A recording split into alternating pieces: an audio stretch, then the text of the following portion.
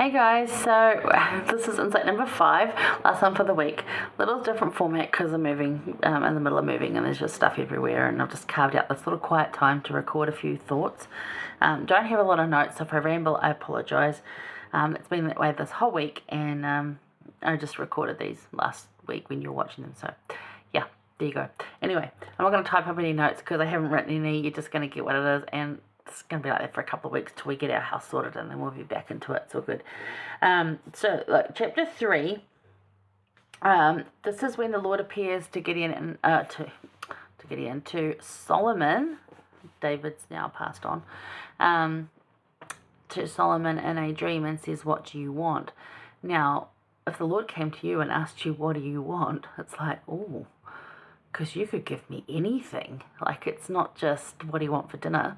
Or, "What kind of car do you want?" This is, "What do you want?"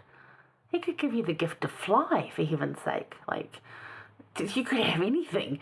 And it just shows Solomon's character here, again, being brought up by a good dad, who's King David, who really, yes, again, despite mistakes that we all make, was a good father. So, says that, he asks for an understanding heart. He wants to discern. In verse 9, he says, "Give therefore thy servant an understanding heart to judge thy people, that I may discern between good and bad, for who is able to judge this thy so great a people?" As in, like, I want to understand, I want to be a better king, I want to look after this people. Now, after this dream, that's that story where the two ladies come in and arguing over the baby, and he has to determine, because there's no DNA testing, is there, which woman this child belongs to, and he's able to do that because this is the testing that he gets of this gift that he's given. Now, unfortunately, he gets led astray by the amount of women he marries that are not of covenant Israel, and loses this gift, which we all lose our spiritual gifts if we go astray. We can earn them back, but we do lose them. But a lot of it in this, and you'll see in verse 14,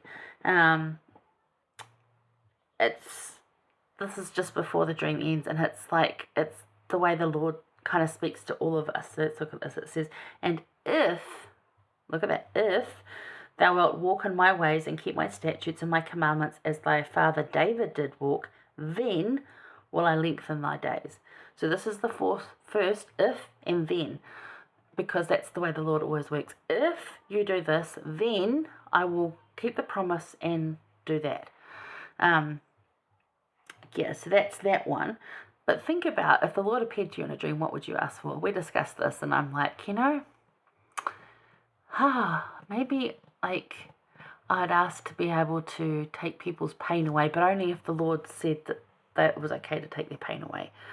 But maybe I can do that anyway, without the Lord saying, "What do you want?" Maybe I already do that. I don't know. It's something I'd really have to think about. I don't know that I'd have an answer as quick as Solomon did here. The immediate things that come to mind are, can I have a nicer house? Can I have a better car? Can I, for those of us that are single, can I find someone to love me that I love?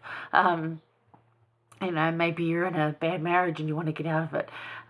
There's a lot of immediate needs that would come to mind, but this is the Lord asking, and you can ask for anything. I think the ability to fly would be kind of cool, but think about that, because I'm still not sure on my answer. I'd love to know if any of you guys have an answer that you would say, because I don't have one, and I'm like, what would you ask for if you could have anything? I know, right? Okay, and then if we go over to 1 Kings chapter 8, this is the dedicatory prayer of the temple that Solomon has now built on that threshing floor that we talked about in the last insight. So that's the same place. He's now built this temple. Of course, it's taken years, obviously, because, building takes ages. And they didn't even have a gym shortage like we do now. So, they had to make their own stones and everything. So chapter 8 is the dedicatory prayer of this temple. And he goes through a lot of different things. And it's interesting that in there, like just an example of verse 37, I'm going to do. It says, if there be land famine, if there be pestilence, blasting, mildew, locust, or if there be caterpillar, if their enemy besiege them in the land of their cities, whatsoever plague, whosoever sickness there be.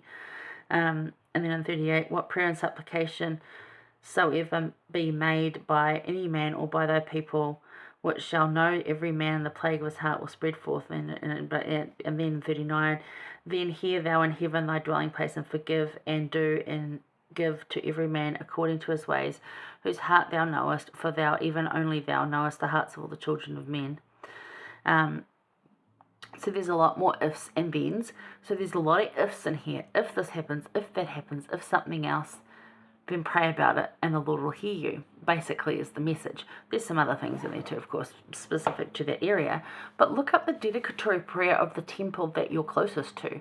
I know our Hamilton one that was given in, I believe, 1958. I think I'm right. Maybe there, maybe 50. No, I'm pretty sure it's 58. It's a beautiful prayer. It talks about the surrounding area, the city of Hamilton, everything. And everything that's in there has absolutely come to fruition. The growth of the people and the amazing things that's said in there. So what's in your local dedicatory prayer? And looking forward to Elder Uchtdorf's new dedicatory prayer when he does the rededication in October this year. What's that going to say, and what's that going to promise for this area, for this, like my home temple, which is the Hamilton, New Zealand temple? What is in that, and are we looking for that? Are we taking up those promises that are given in that? Are we looking at the ifs and then the thens? Because the thens are pretty cool, but we need to do the ifs. So there's if, then. So if we do this, then we get that. And it's not like we're doing it to just tick it off and get it, but it's a promise that is sure that if we can make our best effort at doing the ifs, then we will be blessed abundantly with the thens, which is just really cool. But just to know that prayers are heard in heaven and the promises of the Lord are kept. He always keeps them, and our prayers are heard. Even if it feels like it's not, I promise you, I absolutely 100% promise you, prayers are heard. They really are. Answers don't always come, remember, as you might think they do. So keep that in mind too. I will give you the quote for this one, even though I've missed out the quotes on the other ones, but I will post them. They will be there. So Juan Ayucide, now he's in the presidency of the 70. He said, at the very moment we say, Father in heaven, he hears our prayers and is sensitive to our needs. So the very moment we say it, and I absolutely know that's true. You only have to say, Heavenly Father, or Dear Heavenly Father, like, God, hear me, and he does. It's that instant, and something like that is the best connection that has gone on the entirety life of the humans on this planet, and how thankful are we that he hears us. So keep praying. And if you're stuck out there in a sticky situation, or just a hard situation, or whatever is going on with you, keep praying.